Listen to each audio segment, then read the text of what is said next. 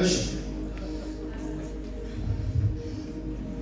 ቀጥሎ ለመዘምርላችሁ መዝሙር ጌታ ይህን ጥቅስ ነበር መጀመሪያ የሰጠኝ። እንደዚህ ነው። ከጥንት ጀምሮ እግዚአብሔር በብዙ አይነትና በብዙ ጎዳና ለአባቶቻችን በነቢያት ተናግሮ ሁሉን ወራሽ ባደረገው ደግሞ ዓለማትን በፈጠረበት በልጁ በዚህ ዘመን መጨረሻ ለእኛ ተናገረ። አንድ ሰው በጣም ጮኸ አሜን እንዲል እፈልጋለሁ። እርሱ የክብሩ መንጸባረቅ የባህሪ ምሳሌ ሆኖ ሁሉን ወራሽ ሁሉን በስልጣኑ ቃል እየደገፈ ኃጢአታችንን በራሱ ካነጻ በኋላ በሰማይ በግርማው ቀኝ ተቀመጠ። የሚያምን ሰው ጮኸ አሜን ይበል።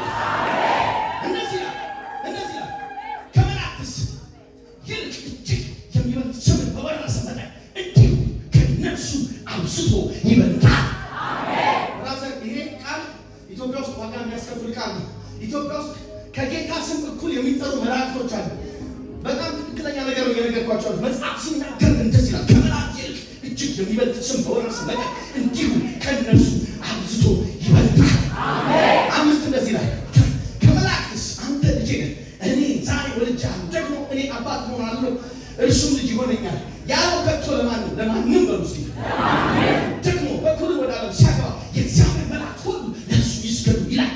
ስለ መላእክት ይህ ስለ መላእክት የተነገረ ስቴትመንት ነው። መላእክቱን መናፍስት አገልጋዮቹን የእሳት ነበልባል የሚያደርግ ይላል። ስለ ልጁ ግን ይልና ልጄ ሆይ አይደለም የሚለው አምላክ ሆይ አምላክ ሆይ ዙፋንን እስከ ለዘላለም ድረስ ይኖራል። የመንግሥትን በትር የጽድቅ በትር ጽድቅን ወደደ ዓመፃን ጠላ። ስለዚህ እግዚአብሔር አምላክን ከጓደኞቼ ይልቅ በደስታ ዘይት ቀባህ ይላል። ደግሞ ይልና ልጄ ሆይ አይልም ጌታ ሆይ አንተ ከጥንት ምድርን መሰረትህ፣ ሰማዮችም የእጆችህ ሥራዎች ናቸው። እነርሱ ይጠፋሉ፣ አንተ ግን ጸንተህ ትኖራለህ። ሁሉም እንደ ልብስ ያረጃል፣ እንደ መጎናጸፊያም ትጠቀልላለህ፣ ይለወጡማል። አንተ ግን አንተ ነህ፣ ዓመታቶችህ ከቶ አያልፉም።